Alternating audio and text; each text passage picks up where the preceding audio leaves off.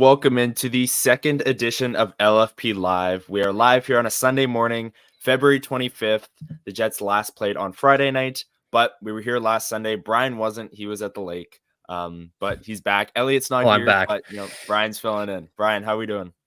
I'm doing great. I got my morning coffee. I'm ready to make myself, feel productive on a Sunday morning when I'm usually not. So, I think last week was my last level of I'm gonna just do nothing on Sunday except watch LFP Live. Yes. Yeah. Hey, man, it's part of the Sunday schedule now. Obviously, Saturday mornings you're watching Illegal Curve, 9 a.m. just like this. We don't quite go for 2 hours like they do, but we aim to do kind of the same thing. Let's start with the Jets' most recent game that I brought up. They beat the Blackhawks 3-2 in overtime. Not the best game in a lot of ways. I mean, it's the Chicago Blackhawks, and you need overtime to beat them, but they got the 2 points, as all the players and the coach would say. What did you think of that game, like as a whole in general? Did you think the Jets kind of let the Hawks hang around for way too long? Because that was my main takeaway, that they could have put them away a ton of times late in that second, early in that third, and just didn't.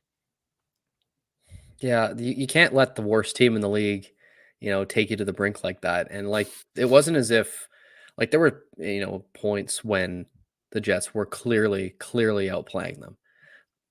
But you should be outplaying that team for a full 60 and not worry about having it go the additional time. And I know people are, every game is, going to be tough. But I'm like, if you're a really, really good team, you shouldn't be challenged by the worst teams in the league. Hey, they got tonight. They got another one against Arizona, who's lost. Yeah. I think their last 12 games. I think it's 12, or it might be 11. But yeah, they've got us right where they want us. Exactly. But no, they gotta sharpen up against these teams that are clearly weaker. We've seen this in the past. They've had far more difficulty with San Jose than they should. They've had games that have been too close against Chicago. I know they've only lost the one in overtime in Chicago. But that was one of those games too where they were utterly dominant for the entirety of the game but could not convert. So yeah, I that was my biggest takeaway, was just, can we not keep Chicago so close? Yeah, and it was different from that Sharks game last Wednesday where the Jets only won 1-0. But I think the expected goals I was looking after were like 4.5 to 1.5. So the Jets should have completely blown them out of the water. They controlled play the entire time. This one was different. The third period, the Hawks were all over the Jets. They were cycling the puck. They were getting shots. And it wasn't great. I want to ask you about the lines, but before we do that, thank you to everyone who's here live with us Sunday morning, right at 9 a.m. We love to see that. Usually more people roll in as they wake up here on Sunday, but we got a good amount of people here right now. So thanks setting to everyone their alarms here. Oh yeah. Good morning, Level Flight Podcast from Matt Hyman. Thank you. Good morning to you as well. Good morning, Matt. Thanks for joining us on this Sunday morning. Brian, they switched the lines on Friday. Yes, they did. Cole Peretti went down to the fourth line. Alex Iafallo went up to the second line. The top line remained Connor, Scheifele, Velarde, and they kind of got shelled. What did you make of that switch of Peretti and Iafallo and the top line getting outplayed at 5-on-5 once again? Yeah. Well, see, this is where there is a great deal of issue that I have with line construction. And I don't necessarily take issue with Cole Peretti getting a message sent to him if it wasn't just him getting the message. Let's be real. Alex Iafallo has done nothing to earn a second line bump. And here we are getting that bump. But my issue though is, you can change the lines all you want. If that top line is still together, it's not going to go well for you, because at this point, you are getting absolutely caved at 5-on-5. I was doing some work for a piece that I put out yesterday that I noticed among all Jets lines who have played at least 80 minutes together, they are the worst in Corsi and expected goals for, and now they have a flat 50% 6 goals for, 6 goals against at 5-on-5. As a top line, you need to be outplaying the opponents. you cannot be breaking even, because if you're breaking even as your number one offensive unit, you're going to start losing games at 5-on-5, which they have been, but they've been bailed out by their suddenly red hot power play. And yeah, Yeah. it's been so And frustrating to see, yeah, because sure. like it's clear and obvious that that top line is struggling and nothing is being done. Yes. And like you said, they're breaking even at even strength, and on the power play, they're heating up. So that's the reason for me why things haven't changed yet at 5-on-5. Like that line, maybe he's giving them a little bit more leeway because they're making up for it on the power play. They're not really breaking even, but we've said many times the process matters, and the process is saying that they shouldn't be breaking even. They're kind of getting lucky in that sense. Um, and again, you've seen dominant periods out of that line. Like they got shelled for the first two periods in the Vancouver game. Third period, absolutely turned it on and won the Jets the game. Both goals came at even strength. So it's like really hit or miss with that line. And Friday night against the Blackhawks, it was a miss because that third period felt like every time the Jets were getting hemmed in, it was that line that was on. Um, and yeah, we'll keep an eye on it going forward because, like you said, you need your top line to be good, especially if you're gonna, get the 1 seed in the Central and win in the playoffs. So we'll see if it changes, but that line just has to be better at even strength in terms of those analytics. I know they're breaking even, so it doesn't look too bad. But still, Doug here says thought it should have been Barron who moved up instead of I followed to that second line. Before we get into that, the second line itself, I thought looked great. Monahan and Ehlers, they've been playing together this whole time, but they showed great chemistry. Ehlers obviously had the 2 goals. I mean, let's just talk about those for a second. The Yeah. 2 goals that he scored. That first one, I didn't even think went in. I was like, why is he celebrating? That clearly went off the post. And then the replay showed that it Yeah. was in the net for about a tenth of a second and Yep. then went out to the blue line because he shot it so hard. But yeah, wow, what a shot. And then the second one winds it up, banks it off the boards to himself, goes in between 3 Hawks defenders, chips it to the middle, and shoots it blocker side on Mrazek just because he can. Yep. It's ridiculous. What do you think of that second line and Ehlers, his goals? Well, I'm going to start by saying, you've had a good night when the NHL's Instagram account puts out a poll asking which of your goals was better. Yes. Like, Yeah. I honestly can't remember ever seeing that, but I What do mean, you with think? him, like, Which one? I mean, the coast to coast, it has to be. Like, the shot Really? is incredible, but also Ehlers himself said he was just like, I just wound up and hoped. That In was that, funny at the because it was intermission. funny. Yeah. Dan Robertson was like, "Hey, yeah, how did that go in? Did you pick your spot?" And he goes, "No." No. Like, thanks, Yeah. thanks, Nick. Here we go. Yeah. Yeah. But no, I mean the second line was good, and I feel like the biggest thing was just having really the duo of Monahan and Ehlers, because for most of the night I didn't really notice Alex Iafallo out there. Mm. Um, like there was moments where I'd be like, okay, there he is, but I felt like the two names that I heard the most on that line, obviously Ehlers, because he was the one doing all the wild stuff, but um yeah, I found that those two specifically together looked really good, and I'm curious to see sort of. I don't necessarily want to start prodding at this already, but was there a level of just lack, or a lack of chemistry with Cole Perfetti, that you just swap out and maybe something changes? I'm not saying that Iafallo is the be all end all there, and it ended up just being like the duo, but it's Mhm. something I think to watch moving forward. And honestly, like Perfetti and Nemeskov had chemistry together. I thought they looked great in their limited minutes again against Chicago. I think their first shift, Nemeskov rang one off the post or off the crossbar, and they had some really good shifts. Him, Perfetti, Nemeskov, and Barron was the fourth line. And if you are taking the Jets and trying to balance them out as best you can, I honestly think this might be the line, the forward lines. Like we know the top line is struggling, but I'd kind of bet on a bit of a bounce back from them. But if Bones is planning on rolling 4 lines, these are 4 like balanced lines, and if you can get that top line going and just the Lowry line, we know they're consistent. They're going to shut down the other team's top line, and then Perfetti and Nemeskov get that chemistry back together. I I don't hate it. I do definitely want to see a run of games with this, because if he can roll 4 lines and Perfetti and Nemeskov can generate from the fourth line, the Jets may have found maybe their best like depth combinations in a while here. Again, the caveat there obviously being that the top line isn't even really pulling their weight in terms of the analytics, but Yeah. that obviously needs to change. CMAC here saying Monahan could have had 2 or 3 highlight reel goals as well. Yeah, I mean, I think another thing on that second line was Ehlers was making all the plays, all the transition, the entries. You know, we know that, but Monahan and IFL are both really good on the forecheck and knocking pucks down. So having 2 forecheckers, Monahan has a little bit of offensive ability. IFL kind of just your crashing the crease guy. If you have 2 forecheckers that can win the puck and then get it to Ehlers and just let him kind of cook, that line could Let him work. cook. Just let him cook. Like, honestly, I think that's a possibility for that line. Let's yeah. C-Mac also saying he loves Perfetti on the fourth line with Nemeskov. Want to see that for the playoffs.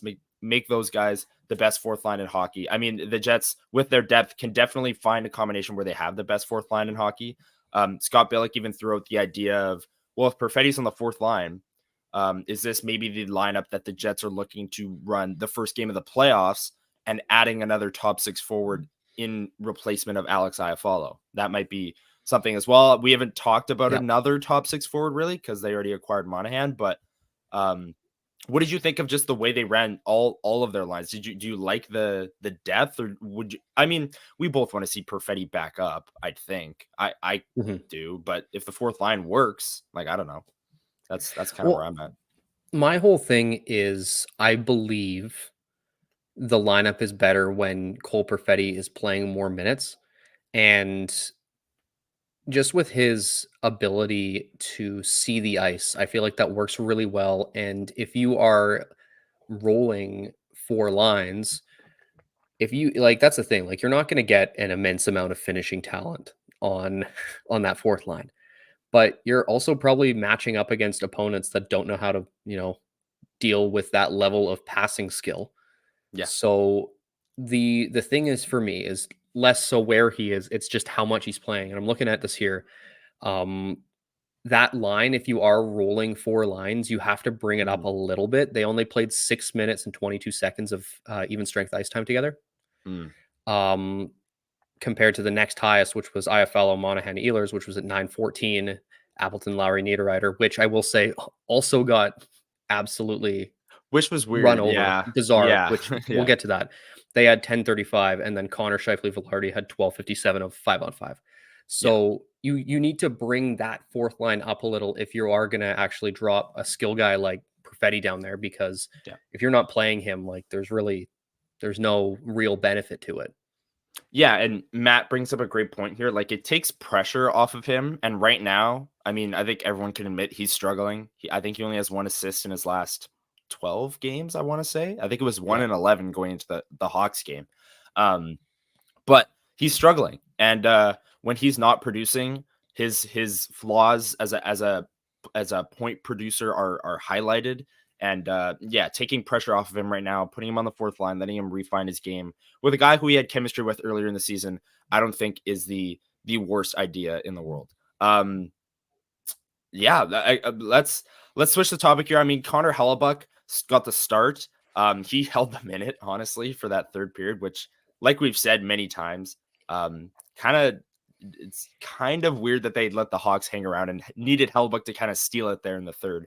But going into today's game, I would assume Hellebuyck gets the start again. I'm not 100% sure. It's I a haven't five seen o'clock anything yet. game. They don't play again till Tuesday. And what do you expect to see out of the Jets here? Like, we kind of need them to dominate a game here, especially against a team that's lost 11 straight, 12 straight. I don't know the official Yeah. number with the It's up there. Coyotes, but it's up there. Longest losing streak in the NHL. Bone said Helly is in. Thank you, Matt. Okay. Hellebuyck's playing. They're acing their A lineup against a team that's lost 12 straight. What are your expectations for tonight?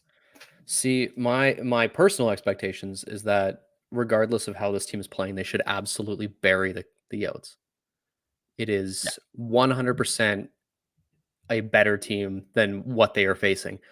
My expectations, however, are every time we play a team that is on such a bad stretch, they hang around. Yeah. And it frustrates me because this has been an issue for years, it seems. But no, I need to see them come out incredibly fast and put up a couple in the first period. Because if you get to the second and third period and you're just not able to score, suddenly one fluke goal from the Oats either ties it or puts them ahead. I'm sorry, Yeah. like you cannot lose to a team that can't beat anyone right now. Yeah. Hold on, I'm checking to see if Carol Van Melka is starting. Okay, Nope, there's no Connor Ingram. official confirmation. Oh, it is? Okay. Okay. Well, actually, that's not even better because, anyways, Doug here saying need Lauren Brossoit to get more starts down the stretch to keep Hellebuyck fresh for the playoffs. March is coming, and the Jets are going to be playing, I believe, it's 16 games in 29 nights. So Lauren Yep. Brossoit is going to be playing a fair bit because they're not going to run Hellebuyck like 13 of those 16 games. Like I think it's like there's the first week where they get like 2 days off and have a back-to-back, and then the rest of the month is like game day off, game day off, game day off, the entire month. So Lauren Brossoit is going to get his starts, especially in the month of March, and he's been fantastic. And I mean, I would have started him either against Chicago or today, just because. or Tuesday against St. Louis as well. I Yeah, mean, maybe I you want mean, Hellebuyck. That's actually a playoff team in St. Louis, or like a yeah. fringe Well, that's the playoff thing. team. Like, Yeah. I don't want to fall into the whole play your backup against the worst teams, but like you've played two really bad teams in a row here. I would have given at least one of them to Brossoit, especially with like reward him for the effort he put in his last start. Yeah. Like I feel like he has earned the right to take a couple more starts onto his workload. If it if he struggles at all, like obviously you've got Hellebuyck to sort of retake control, but I need to see I totally agree with Doug there, where I need to see him more because I always find that getting right down to the end of the season, I start worrying, is Hellebuyck going to tire out if they make a run? Mm-hmm. So Which I honestly this year I we'll have to wait and see in March, but I think that that won't happen this year. Last year, I think it's all pretty fresh in our memory because again, it was last year, but the Jets were fighting for their playoff lives, and their last like 16 games were almost like must win. Like every game was like, wow, they got to win this because Calgary's right behind them, Nashville's right behind them. They've got to fight their way in. Hellebuyck started the final 16 games, I believe. And then in the first round, I mean, did he look tired out? I'm not sure. You'd only ever get that answer from him, and you might not even ever get that answer publicly. But no. starting 16 games going into the playoffs can't be good. And then that's why they paid big money for a backup. So this is it. Big money for a backup in air quotes. Like usually teams just go with the league minimum guy, especially when you have a Vezina candidate. But the Jets paid almost $2 million for Brossoit. They got to play him. Matt bringing up a great point here. Jets might not have a full practice until April. Bones was actually asked about this, and I believe it was Kelly Moore who alluded like, "Oh, it looked like a tough skate out there because you might not practice for a while." And Bones was basically like, "Yeah, like we have so many games coming up, we might not practice until April," which is crazy Everything's to going to be think. optional. Just like Yeah. don't die on the ice, please. And it's also it's knowing that they might not practice until April. It's nice that we've seen the power play kind of come around here before they have to completely shut down their practice time. Like at least they found something. Because if they were still on this 0 for 30, let's say, streak going into this stretch where they're not going to be practicing for a month, I'd be a lot more concerned because they won't have time to work on it except for in games, watching video, stuff like that. But hey, here they are. Lots of games in March. That'll be fun for us just talking about games all the time. Probably like 4 games an episode because they're playing every other day. Doug agrees with your take. LB should have gotten one of these games. I mean, yeah. In hindsight, I think I agree. I would have played him today. Yes, C-Mac. Chevy made the right decision getting Monahan early so that he could get into practices before the schedule gets crazy. That was one of my favorite things about the trade right when it happened was the fact that he's getting 35 games instead of 20, which would have happened if they traded for him right at the deadline. Brian, what are your thoughts so far of Monahan? I mean, obviously he had the natural hat trick, but in games where he maybe hasn't even been producing, what have you liked about his game as the second line center, his chemistry with Ehlers? Like, what are some of the biggest positives there that you've seen in kind of this? He has so much runway before the playoffs to even get better. I mean, it looks already like him and Ehlers are establishing something. Yeah. Um, but I think I was doing a lot of watching for, um, you know, the specific thing on the power play. Um, I think, and I'm not 100% sure, it almost seems like the rest of the league has taken notice of the fact that Monahan he's got like, I think 19 power play points this year. So they're keeping an eye on him a little closer. And it Yeah. feels as if they're opening up space for other people to remove the shot from Monahan. And I honestly feel like that might be his biggest value is that on the power play.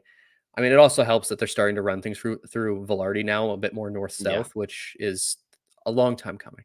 That's a whole Yeah. other conversation. But Yeah. Monahan now being in that spot, you're now seeing teams respect that, and it opens up just a little bit more runway for some of these other guys that I think that's what's contributing to the success. I'm not 100% sure if that's the case. It just seems though that once he officially sort of got established, suddenly the power play started clicking, and it's obviously it coincides with the slightly different movements, but yeah, it seems like that could be his biggest piece of value there, even if he's not the one scoring. Like he's taking up a pass. Yeah. And like we saw that when the Jets had an unbelievable power play, Line A, Scheifele, Wheeler, Bufflin at the top, like that was Scheifele in the bumper, took things away, had people come to him, and then the cross seam to Line A would be there. If they hounded Line A, which they often did because he was lethal from the left circle, then Scheifele would be open in the bumper. Like having a good bumper really does open up a lot, like Matt said here. And that's huge. And Rebel here chiming in saying, the playoffs basically start immediately after the All-Star break. Everyone is scoreboard watching and praying it is in Edmonton in round one. I will say now, like that is 100% true. Everyone is praying that they don't get Edmonton in the first round, but I think it's Vancouver, Vegas, and Edmonton are all 4-5-1 in their last 10. And the Jets, I believe, are 5-4-1 after their latest win against Chicago. Yeah, So like they're five like and three after the All-Star break. So and it's like as much as we make of the Jets struggles, and they're definitely there, and they're real, and they haven't looked like themselves at 5-on-5. It's like these teams like Edmonton last night against Calgary, Stuart Skinner got lit up. Maybe that becomes another issue for them down the stretch here. feels like that If happens every year. Where like down the stretch, suddenly Calgary, like specifically against Calgary, Edmonton, just comes alive and drops 7 on them or something. yeah, Um, it's bizarre, but it like clockwork. It always happens in the second half of the season, and suddenly people start freaking out, being like, "Oh no, are they I don't falling know. back into it?" I don't know. Yeah, I don't know if you watched that game last night, but that was a great game. The Battle of Alberta never, ever disappoints. It was Never. great. Um, Still need that big shot from the point to really open things up on that power play. I think Gabe Velarde made a joke about this in one of his pressers, saying like, "I'd like to see Josh shoot the puck more from the point," which I would too. I mean, keeping them honest, having more shots from the point. You have Monahan there. You have Velarde who would crash at the time of the shot, getting deflections. Like I think that's another way you can open up the power play. But as of right now, the Jets have really found something in that triangle there on the left side with Scheifele, Velarde, and Monahan. So maybe playing off of that and finding ways to get it to Morrissey to break the triangle and move the power play over, that would be a great idea as well. Most of what your second line for incredible first half of your season is a fourth line. So opponents have to go against 2 second lines, 3 including the Lowry line. That's from CMAC. I mean, yeah, the Lowry line has played like a second line this year. Um, Absolutely, and having that kind of depth in the playoff would be in the playoffs, excuse me, would be fantastic. And if the Jets' first line can get to a sustainable level here, that's absolutely going to be huge for them. Let's take our break here. We're going to hear a word from our sponsor, DraftKings, and we'll be right back. There's a lot to talk about in terms of the Jets' attendance, some of the reports that have been coming out lately. So we'll be back to talk about that. Stick around, and we will be right back after this word from DraftKings. We know hockey games move fast, but with DraftKings Sportsbook, an official sports betting partner of the NHL, you can score faster than anything happening on the ice. This week, new customers can bet $5 and get 200 instantly in bonus bets. Download the DraftKings Sportsbook app with code THPN. New customers bet $5 on the NHL and get 200 instantly in bonus bets. Only on DraftKings Sportsbook with code THPN. The crown is yours. Gambling problem? Call 1-800-GAMBLER or visit www.1800gambler.net. In New York, call 877-8-HOPE-NY or text HOPE-NY. In Connecticut, help is available for problem gambling. Call 888-789-777 or visit ccpg.org. Please play responsibly. On behalf of Boot Hill Casino and Resort in Kansas, licensee partner Golden Nugget Lake Charles. 21 plus, age varies by jurisdiction, void in Ontario. Bonus bets expire 168 hours after issuance. See dkng.com/hockey for eligibility and deposit restrictions, terms, and responsible gaming resources. NHL and the NHL Shield are registered trademarks of the National Hockey League. Copyright NHL 2024, all rights reserved. And we are back on the second edition of LFP Live. Thank you to everyone who's here live with us Sunday mornings. We're super excited to keep this rolling going forward. Rob saying in chat that he's seen my face a few times, but who's the bearded guy? Wow. Brian, take it away. I don't know who I am. Listen, it's Sunday morning. There's no better time for an existential crisis. But no, if you're new here, Elliot's not with us today, but myself, Brian, if you haven't met me, hello. But yeah, myself, Connor, and Elliot, we all co-founded the LFP in November of 2022 now, which is wild to me.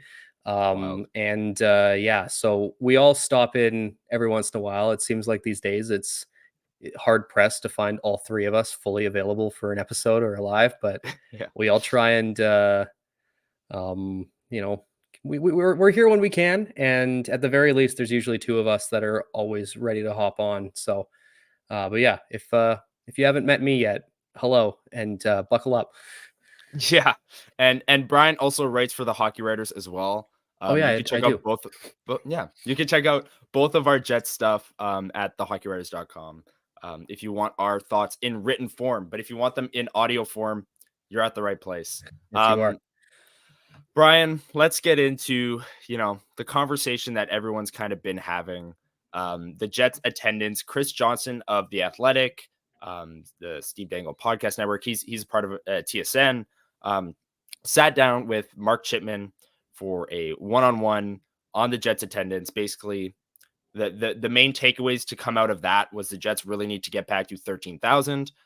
Gary Bettman is coming to Winnipeg on Tuesday to do a fireside chat with fans. He's going to talk with media. He's going to talk with media before the fireside chat. And then the fireside chat is with fans in the building, taking fan submitted questions. So he visits every NHL team once a year, but it definitely feels like he's coming here. He's talking to corporate sponsors. He's having a fireside chat. There's a lot going on here where the Jets need more season tickets. The drive to 13,000. Bettman said when they moved back that without 13,000, it's not going to work. 13,000 season tickets without sellouts, it's not going to work.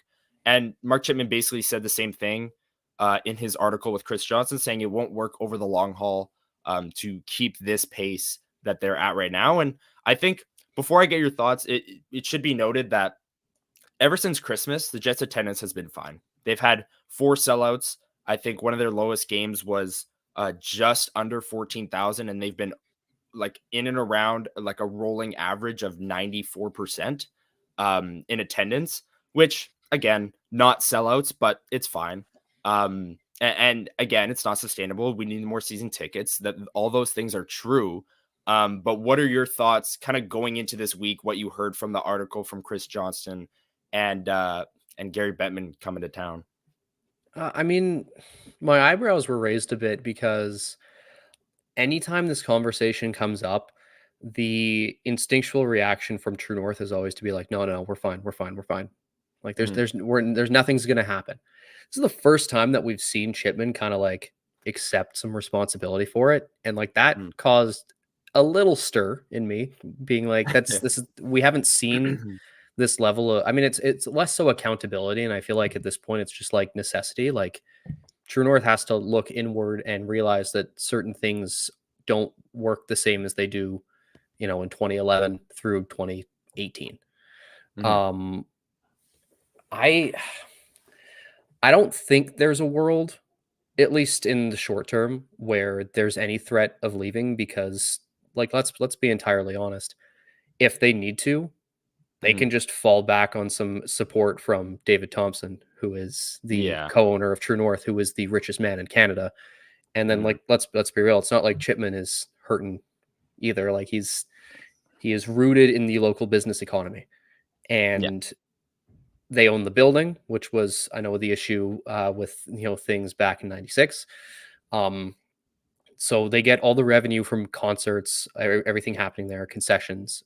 They get all the revenue from the Burt.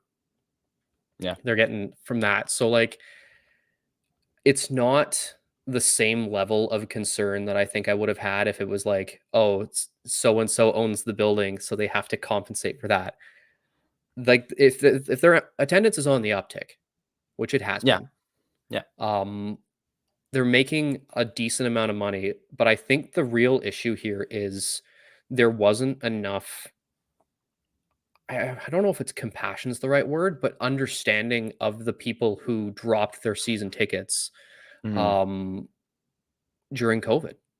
Mhm. We were one of them. My family was one of them, and it was one of those things that didn't really make sense for us anymore. And we need to look at this as, how do we get people back into the building and reestablish that fan base? Because upping the prices during a time where most people lost their jobs, you're automatically seeing people who can't afford it anymore. And I know Mhm. he's like calling people individually and asking them things, but like they try up until COVID, and even like during, they tried to lock people in for, you know, 3 to 5 years on contracts. That doesn't work Mhm. anymore. People can't plan that far ahead in this Mhm. economy. Yeah. Like it's not something that can be done. And yeah, it's tough because there's always going to be a level of doubt because this is such a small market, and Yeah. it's not a market that the NHL necessarily needs to succeed as a league, which is frightening. Mhm. Obviously, the people are going to say, well, why are they not putting more effort into making sure the Jets are fine when the Coyotes are, you know, playing in a college arena? And I agree with that. But they also, it's clear that they want to establish a foothold in the American Southwest. They're not Yeah. trying to establish some new market in the Canadian prairies. So like it's from their business site, that's what that it makes sense. So Yeah. I mean, there's always a level of concern. I just don't think it's as pressing as some people are making it.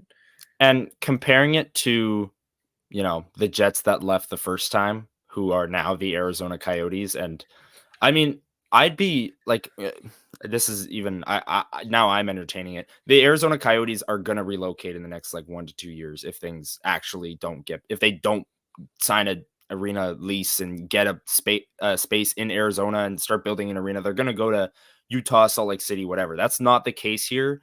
Um, I will admit, and I texted you guys the day that this happened, saying like, now that Bettman is involved, um, I'm a little more worried, or I was a little more worried. And then a lot of the reasons you just said, I kind of fell back. Like earlier this season, Chipman did the interview with Darren Dreger. He asked him point blank, "Is there any threat of a sale or relocation?" He said, "No, not on our watch." And I think Bettman being here, the fireside chat, um, is all like kind of corporate driven. I mean, there's a lot of fan support. There's a lot of walk up tickets that are being sold this season, especially in the back half of the year here where they've had sellouts. The team is getting better, and people are taking notice and coming to more games. But their corporate sponsorship percentage, I believe, is like 10%, 15% in terms of season tickets, and every other Canadian market is in the mid 40s. So they definitely need to get that number up. Gary Bettman can probably help with that, just because he's a man of power, and that simply gets more corporations to do things, which is crazy to say, but it's true. And the thing is, all the reasons you said, I'm not that worried at this point. If this stays for another 4 to 5 years, then there's a real problem. And it's like, okay, we haven't rebounded from COVID yet. What's going on here? But yeah, I think they're gonna be fine. I think the best quote I saw from the article from Mark Chipman was him saying, for 10 years, we were a service organization, and now we need to be a sales organization. And he said something like, I don't think we were any good of a service organization either, which, to your point, they kind of took the fans for granted. That Forever Winnipeg campaign wasn't the greatest, kind of threatening, leaving. And now they're changing to a sales organization in a sense. They need people to come back to games, season ticket holders, corporate sponsorships need to come back. And I think that will happen. I truly do. I think 2 years of down attendance after the pandemic shouldn't kind of threaten the franchise in its entirety, that they're just going to up and leave. I think obviously there's a lot of reasons why people think that, the fact that they already left once, but them owning the arena and David Thompson being a co-owner, plus all the ties they have to downtown Winnipeg, should be enough to just be like, all right, the Jets aren't moving. Like, it's True North's number one downtown Winnipeg attraction is the Winnipeg Jets. So what brings people downtown the most on a regular, consistent basis, and they're the owners, and that's their number one ticket. So those are my thoughts. I mean, a lot of people in chat here are giving their thoughts. I'll kind of roll through some of the comments. Matt saying, Chipman said before, it was a 2-3 year plan to get back to 13,000. Is that still the case? I believe so. I mean, I think now it's a 2 to 3 year plan, and he said over the long haul this won't work. Right now, 9,500. Yeah, that it that seems like number a has pipe to go dream up. getting it back to 13. To be honest with you, Not like next year, but in like no, like 3 in years, 4 like years. even in long term, like it just Really? seems, unless the global economy rebounds a little bit and makes it a little less hard to just exist, like it feels as if like getting people to even commit to one season is even in a couple years here seems to be a hard proposition for me to really believe, because you're looking now at 3,500 additional season ticket holders, and obviously you have to look at the corporate markets. I'm not asking for you to have like the platinum seats in Toronto where halfway through the period they're still empty, but we need some level of corporate groups buying up things. But I honestly think my biggest issue with how the Jets operate their ticket sales are the fact that I had to stumble into the fact that there's student ticket deals that I didn't know about, where you have to go through and manually sign up for things, where every once in a while I'll get a text being like, hey, there are such and such, tickets available for this game. Reply buy now for options. I had to find that myself. Occasionally I'll see a sponsored ad on Facebook for like they've got 2 for Tuesdays with a fat boy and a beer and a ticket, or they've got like the Thirsty Thursday deals for $69. I didn't really know about it until I just like stumbled into it. Like, they need to have like a better understanding of the fact that if fans know about cheaper ticket deals, they're probably going to take people up on it. That's the thing. It's like, listen, I am a born and raised Winnipegger, been here my entire life. And there's one thing that Winnipeg is, and people love a good deal here, myself included. If you can find literally just like a deal that drops things down to just a more affordable price, that building is small enough that there really is not a bad seat in there.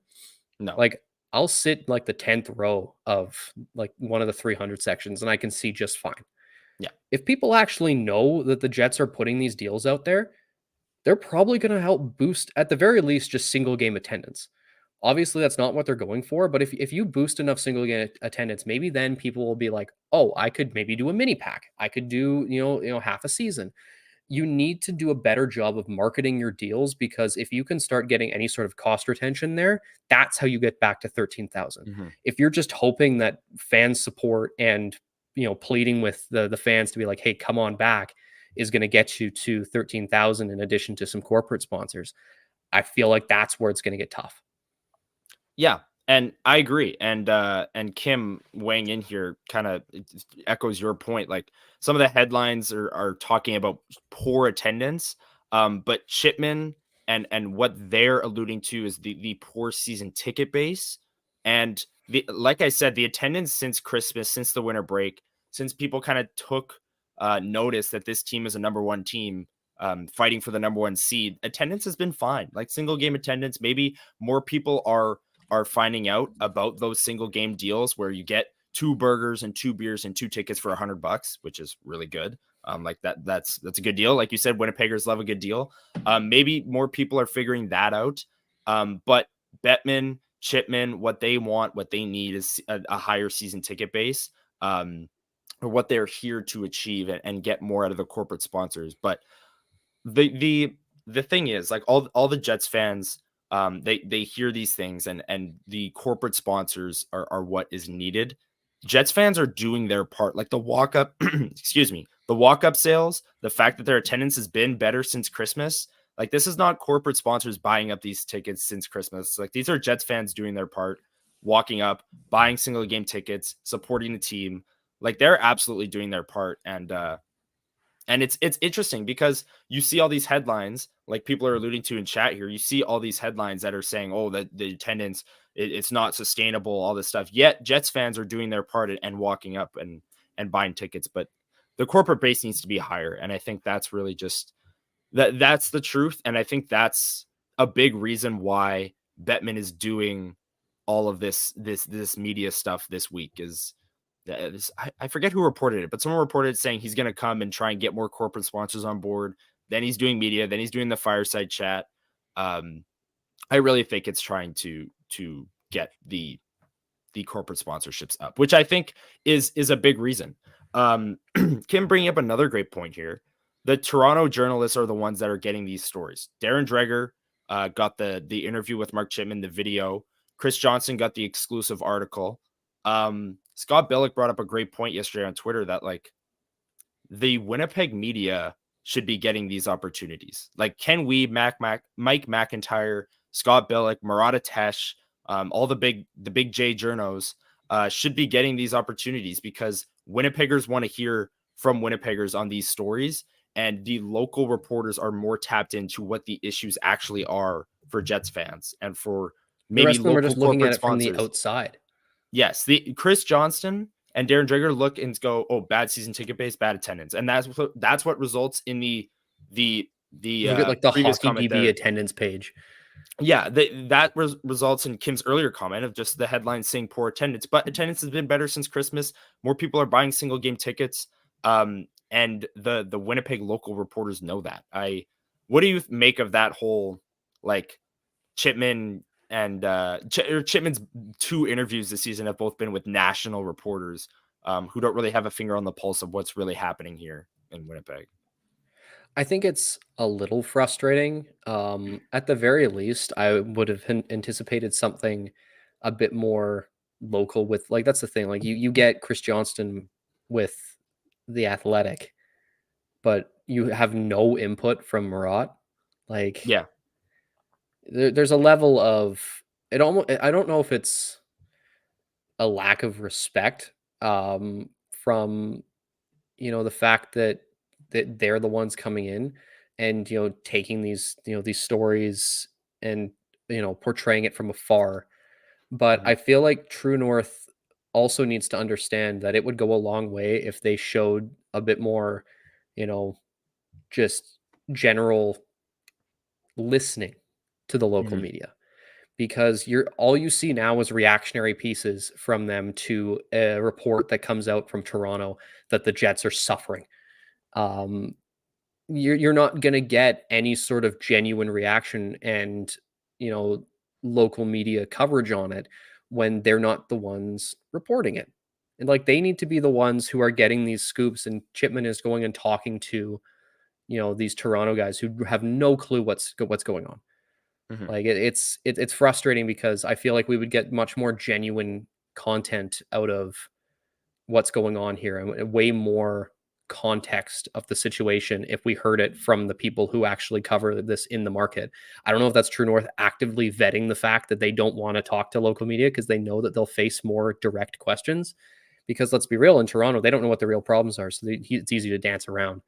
Mhm. Maybe that's the case, but I truly think that we would, as fans, we would get a better answer as to what's actually happening if we got those questions coming from the locals. I 100% agree. And I'd like to see that, especially going forward with these issues, and it being brought up by both of the national reporters. I'd like to see a local guy get a story here for Yep. sure. What else was I gonna say? I was gonna say, just as my final thoughts on this topic, and then we can talk maybe more Jets before we end it off. Talk about the actual on ice product, but um, I think, again, I was worried when I first saw this story, when I first saw that Gary Bettman's coming to do a fireside chat. All these things, like Nicole said in chat here, scream like a panic situation. Um, I don't think we are close, like anywhere close to a panic situation. If this problem still exists in 6 years, 7 years, that's time to panic. Even then, like I just don't know. Like True North has so much invested in downtown. They own the building. Are they really going to move out their number one main attraction, which is the Jets, brings a consistent group of people to games like 2 times a week minimum during the season? I just don't see it. And then their co-owners, the richest man in Canada, like you said, one of the richest people in North America. Um, like I just don't see it, man. I No. just don't. Like they've invested so much into downtown. They have True North Square, which is right across the street. Um, there's just like all these headlines scream a panic situation, and I do think that the season ticket base needs to get up. That is a problem. The season ticket base needs to be Mhm. higher. But to think that one down season of like last year, their attendance capacity average was 94%. This year, I think it's 87. To think like 2 years of decline after the pandemic outweighs the positives in this situation, which is the co-owner being the richest dude in Canada, one of the richest people in North America, True North having millions upon millions invested into downtown, and them owning the building, which, like you said, in '96 wasn't the case. I don't see it, man. I just don't. Like I again, like I said, Bettman being here and that kind of made me panic a little bit, but I've had a few days to think on it, and I'm just not worried. Like I when this happened, when this came up with Dreger earlier in the season, it was the same thing. It was like, oh, like attendance is down, and like the Jets are worried about it, and kind of making national headlines here. Okay, like again, Look at that all point those too. They reasons were I getting like listed. Yeah, 11,000. yeah, yeah. Okay, yeah, like that's not what's happening here. But anyways, the where was I? Yes, earlier in the season, Darren Dreger did the video chat, or the one-on-one video with Mark Chipman, and when that came up, I thought of all the same things. All right, David Thompson, like Rich, like the arena, all those things.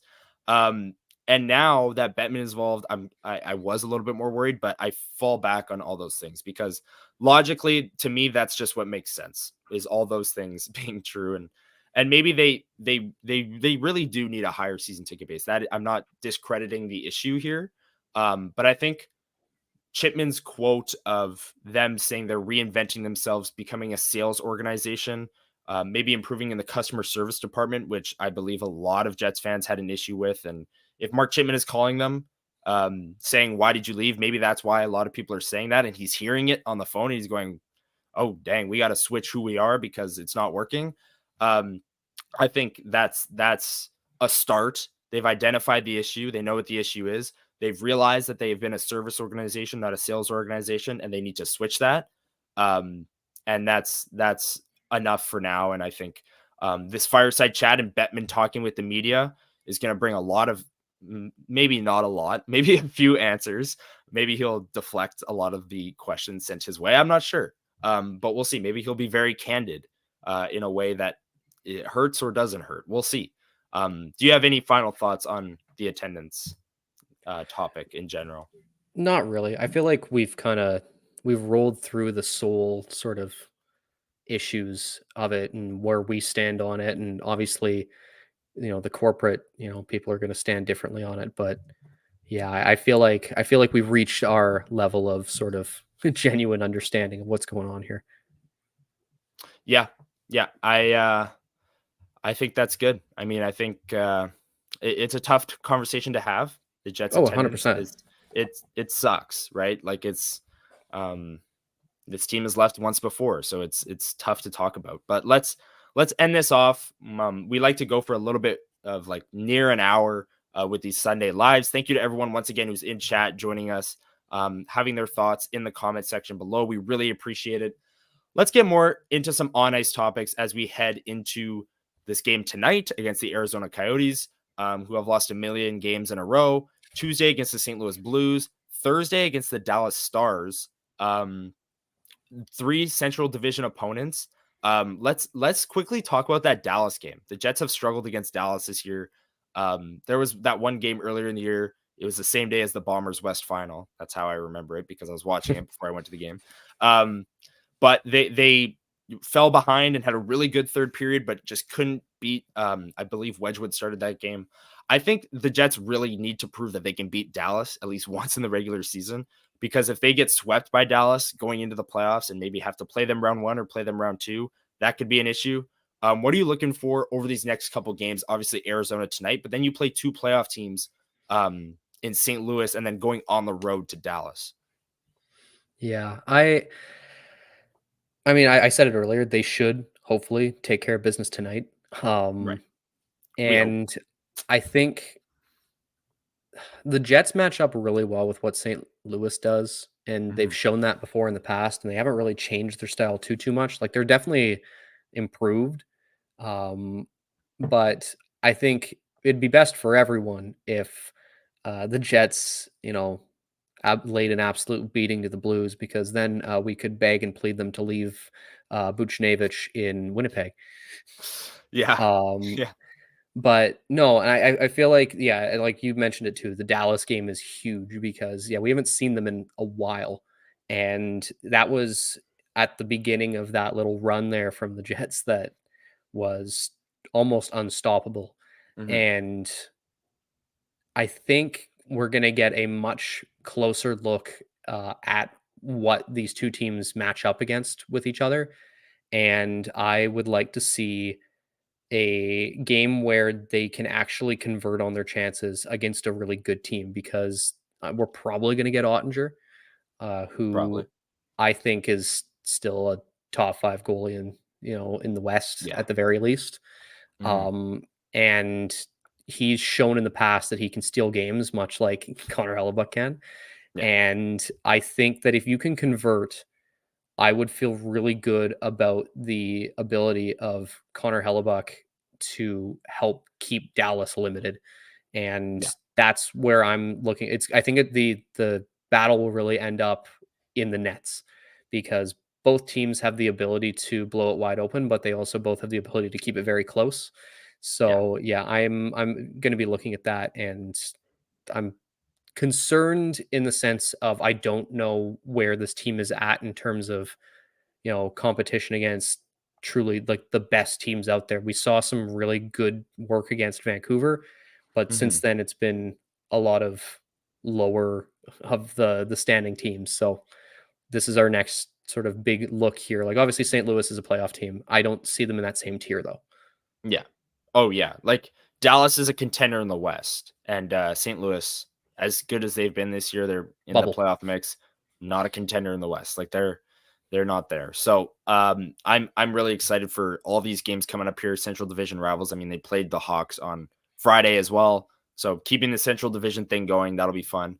Bressois Tuesday against the Blues. Helly back in versus Stars from Matt here in chat. I'd think so. I like I said, I think Bressois gets a start and Hellebuyck has to play against the Stars. I mean, I don't. Yep. I I I'd like to see Hellebuyck versus Ottinger. I mean, we saw Hellebuyck versus Demko in that Saturday Vancouver game that you mentioned there. The goaltending duels in the West are pretty awesome to watch, and Yeah. in the playoffs they're going to be pretty awesome as well, which makes me more worried for the Oilers. I'm not going to lie. But yeah, let's get into that Dallas game. I mean, my thoughts. the Jets need to prove, like they proved they could beat Colorado. They actually smacked Colorado once at home A this year, couple times. 6-2. Yeah. And then the week before that, I believe they beat them on the road 4-2. So they've proven multiple times that they can beat the Hart Trophy, maybe front runner and Nathan McKinnon, or at least at minimum top 3, Nate McKinnon, and Cale Makar and company. But they haven't proven that they can beat Dallas. And I think they need to, I think just for the mental, to be in a right space, I think they need to beat them once before the season ends. That would be nice. Doug saying would much rather play the Avs in round 1 than the Stars. I 100% agree. The Avs have depth issues. Like they really do. They have Like I no believe goaltending. no goaltending, depth issues, and like yeah, they have Nathan McKinnon, Kel Makar, Mikko Rantanen, Devon Taves. Like they have their first line of like first forward line, first defense line is absolutely stacked and one of the best in the NHL. You're getting some serious After that, regression from guys who were like legitimately good during the cup run. Like I was doing a deep dive on Bowen Byram. He oof. is just an absolute disaster this year. Like, Which and he how much was, of that is concussion related? Because he's had I a mean, I think it's lot, which possible, yeah, but like even last year, like when he was coming back from some of his injuries, like after the cup run there where he was so good, he still looked like, oh, this guy's, a good player. He has been truly like a shock as to how rough it's been this year for him. yeah. And as you said, like truly, aside from that top group of players, the rest of the Avs don't really terrify me as much as they used to. Yeah. But again, the Avs are another team where with the Jets power plays come around as of late. Their penalty kill's been better in the calendar year 2024, but the special teams could still be a huge factor. Like the Avs have a power play where they could score 2 power play goals in a game, and if the Jets can't match up, then It's that's like tough, right? Nathan McKinnon is a game changer He's regardless of the rest of unbelievable. the team. Yeah. Yeah. Yeah. I think if the Jets played the Avs in round 1, um I know the Jets got largely outplayed, at least by the expected goals in that Jets Oilers series during COVID. But I think it would be largely like that. Like you see McDavid, you see Draisaitl, maybe they load them up together. But that Oilers team had major depth issues, and I think the Jets could really take advantage of that. We talked earlier on the live on how good this team is, how good their depth is. With Peretti even on the 4th line at this point, like I think that's going to be a huge advantage going into the playoffs. And Dallas, I think, can match up depth wise. Colorado, I don't think so. So I 100% agree with Doug here. CMAC bringing up a great question here. Ehlers had his breakout game against the Hawks. His first 2 goals in 11 games or 10 games. He went 10 games without scoring. And then he got the 2. Who is tonight's Jet who goes off on a bad team in the schedule? He offers up Kyle Connor, Peretti, Lowry, Niederreiter. If you had to pick one, Brian, who's your prediction for I don't know, a big night tonight against one of the struggling teams, let's say, in the NHL? Which before I start, I just want to say we're in the last few minutes here of today's LFP Live. So if you want to get a question in, and we'll talk about it quickly, Yeah, sort of rapid fire away. go This is for it. this is the time to do it. So Yeah. back to the question. I'm actually going to take a Cole Perfetti goal tonight. Wow. Okay. Because I mean the Arizona depth is frightening to look at. And if you're going to be putting a level of skill against whatever Arizona is icing, um, I think you got a chance for the 4th line to actually put up a couple of points here. Yeah. And granted, we don't actually know what the lines are going to look like. Right. I would assume Because they go like back to it. I mean, I don't know. We'll see. because like that was the thing. Because like we also don't know like a level of, is he gonna stick around on that specific lineup, or is there a level of maybe we've sent our message. Mhm. But regardless, I'm taking a Cole Perfetti goal. Okay. I think Kyle Connor, I mean, he had the great 3rd period against Vancouver where he set up both Velarde and Scheifele. I think tonight he scores a goal, maybe 2. And he's been looking more like himself, at least in the offensive zone lately. And I think I'm gonna put some faith in that top line. I think my big prediction for this game is that the top line has an above 50% expected goals percentage. Whoa, I take it know, I easy. know, I know, I know. At 5-on-5, Jeez. at 5-on-5. If it's Connor Scheifele Velarde, if it's not, it's void. Because if Ehlers moves up, we already know they're going to be above 50 because that's just Absolutely. Ehlers lines just nail the expected goals every game. But Yep. that's my big prediction. My actual, if I had to pick a player, I think Kyle Connor gets it going tonight and drops a few goals. Doug, given his thoughts, he thinks the whole Lowry line gets it going tonight. That line has been really good as of late. We talked about the Chicago game where they struggled. That was very uncharacteristic, but Strange. they've been shutting teams down. They've been unbelievable since the All-Star break. Bingo Bango saying, I think AI breaks out. Matt Hyman, Brendan Dillon going to get a couple tonight. I don't know. Yeah, I I mean, get he did. the 2 goal games from Dylan and a hat trick from Nino. Have a repeat of the last one. Yeah. I mean, that was a fun game. Looking back on that I game, feel like he's that like was a fun. goal or 2 away from the most goals he's ever had in his One entire goal. career. Yeah. He's tied his career high with 6, and I believe I one think more is even in like 7. junior. Yeah. Yeah. Yeah. Yeah. The So most goals in this his is it. life. Prolific scorer Brendan Dillon. We need him to get one more, man. We Yep. need that. Uh Choice STK asking here, trade deadline top 6 forward or defense / both. I'm gonna go defense here. I think Chris Tanev, Sean Walker, right-handed shot defenseman would be their best course of action in a sense. Forward, I really like the depth. I really like, if they switch the lines around a little bit, get some better production out of certain guys. I don't think that they have too many holes to fill up front. And maybe Rucker McGrory's a player in the playoffs. Maybe they think that.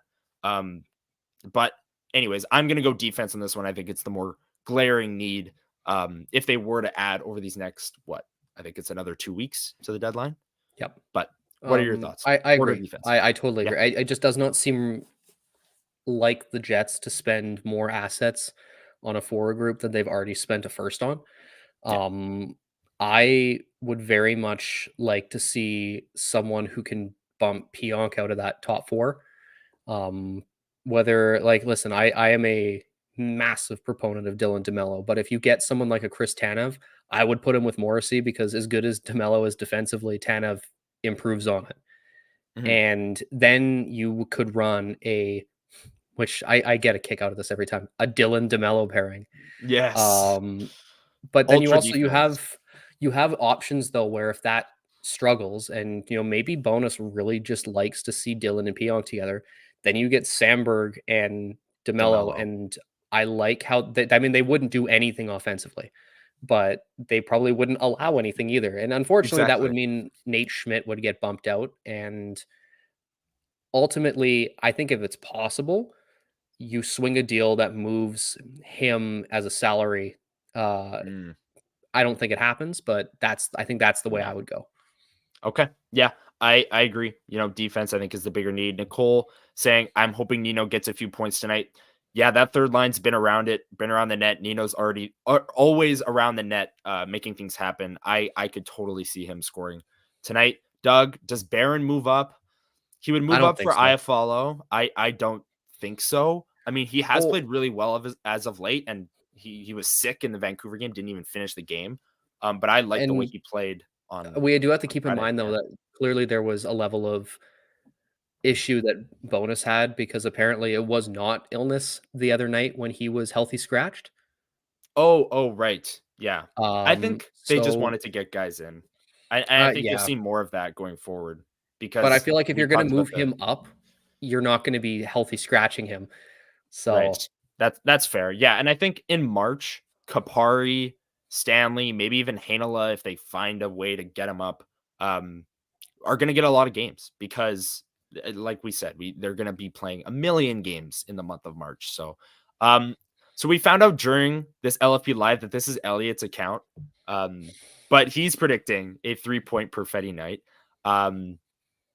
Let's see here. What else would be able to CMAC, Chikrin, and Tarasenko from Ottawa. Go get both. That would cost a pretty penny.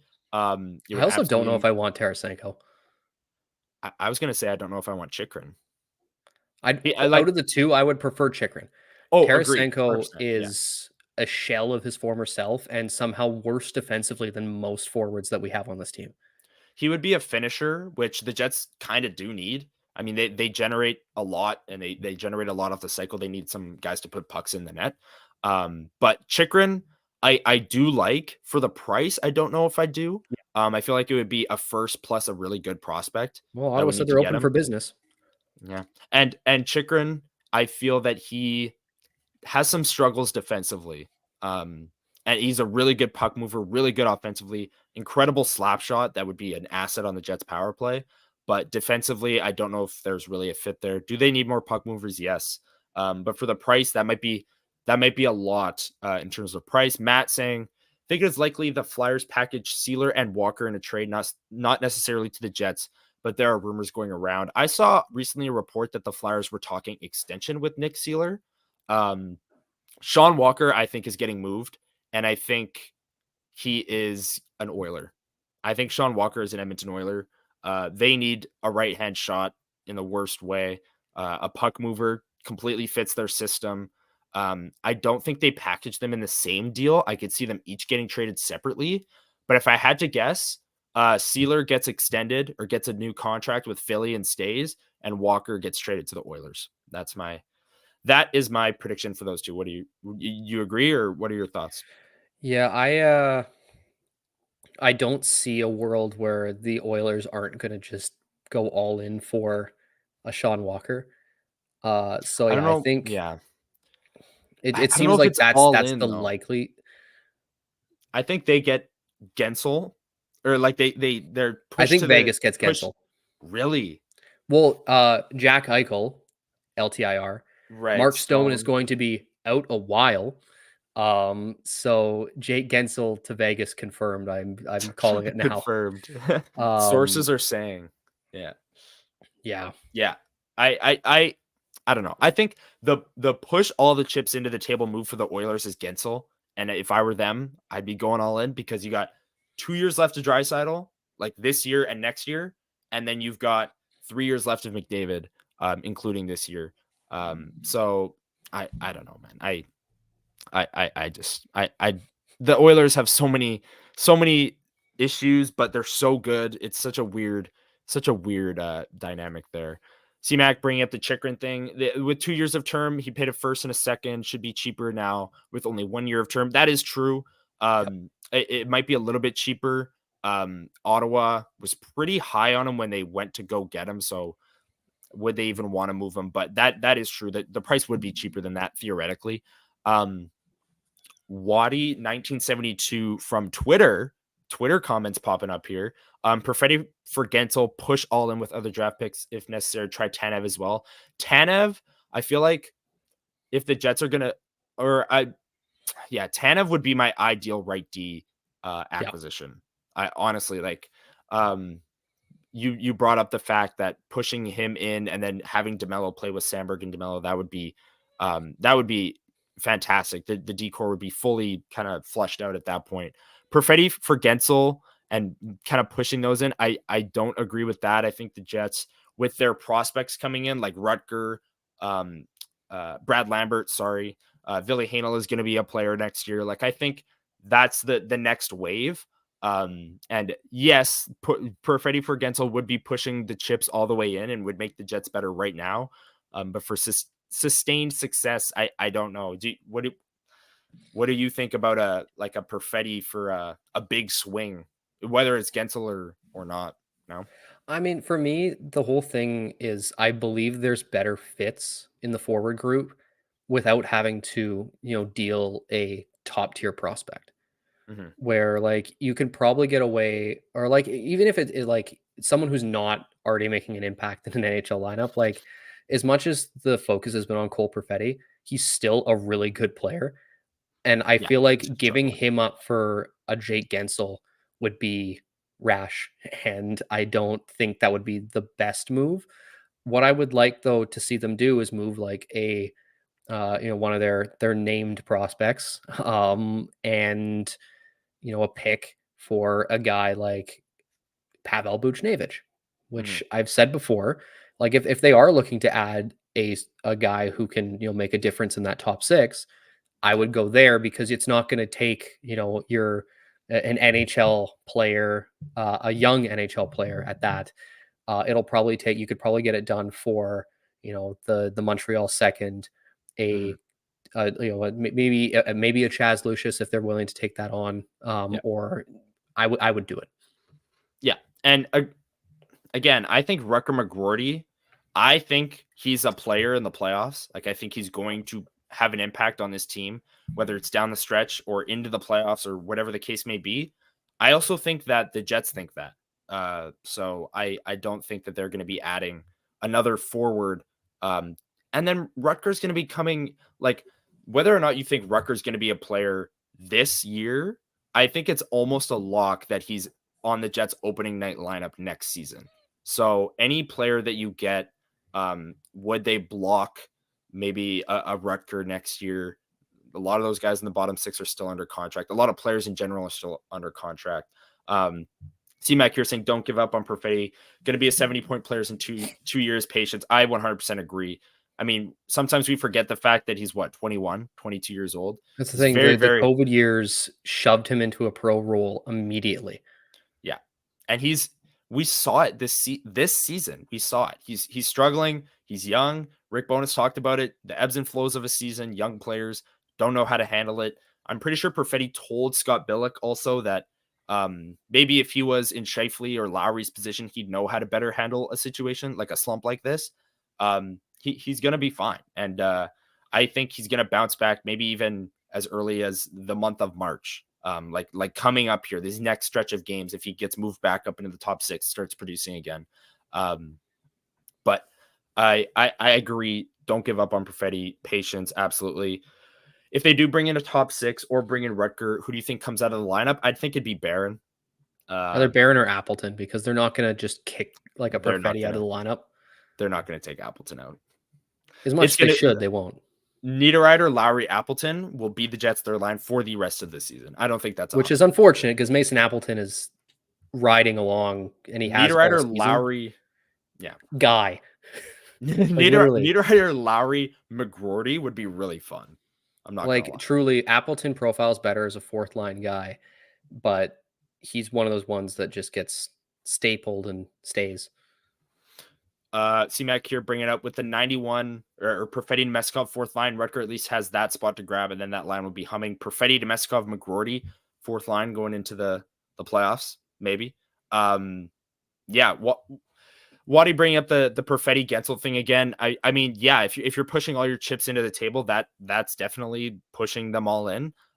Best winning percentage in the West, that rarely comes around. I do think the Jets are going to add further over the next 2 weeks or whatever it is, because they have that high percentage. But pushing the chips in like a Perfetti for Gensel, I don't think is in the cards for them. I think it's more of a trade a second, maybe the Montreal second and a prospect for a Chris Tanev, or a future first for another defenseman, a Noah Hannafin or something of that nature.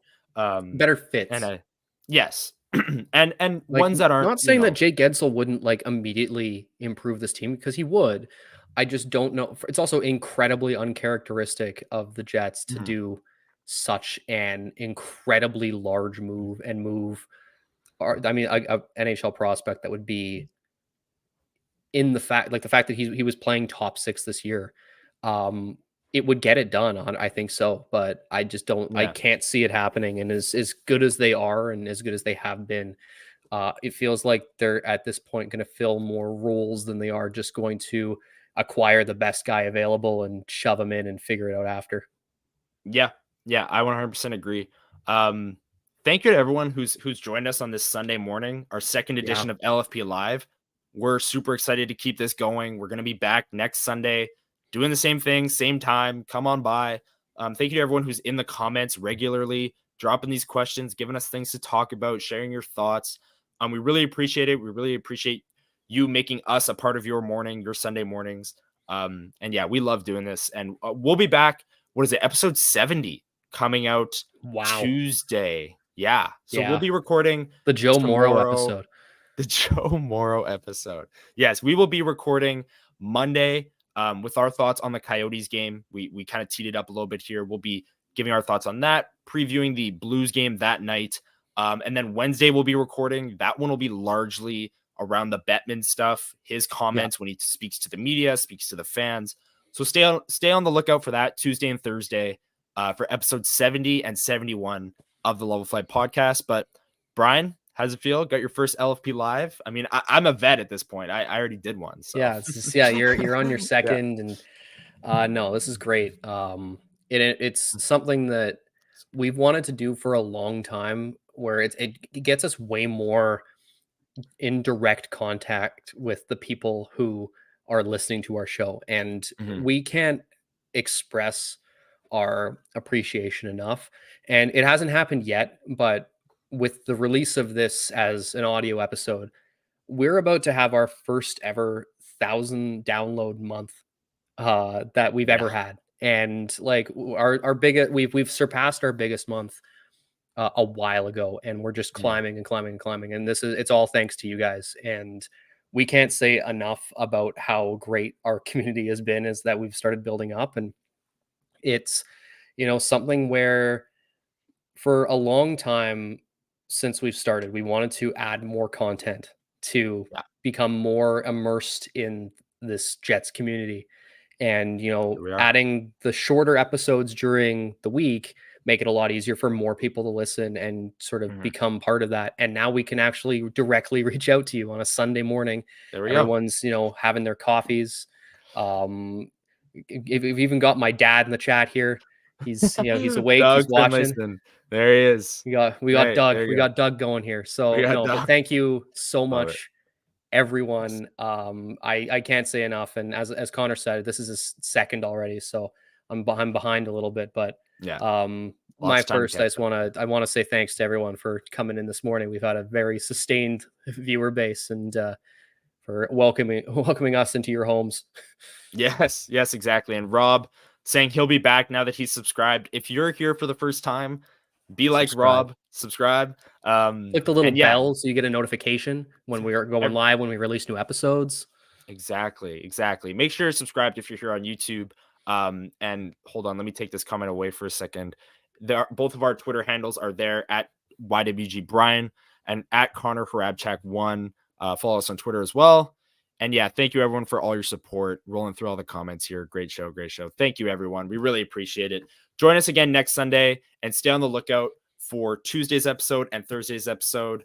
And we will talk to you then. Have a great day, everyone, and enjoy the game tonight. If you're headed to the game or watching on TV, enjoy the game. The Jets should win. Hopefully. These Coyotes have lost a lot of games. So here we go. Thanks everyone. Second edition of LFP Live. We really appreciate you coming out, and we will see you on Tuesday. See you Tuesday.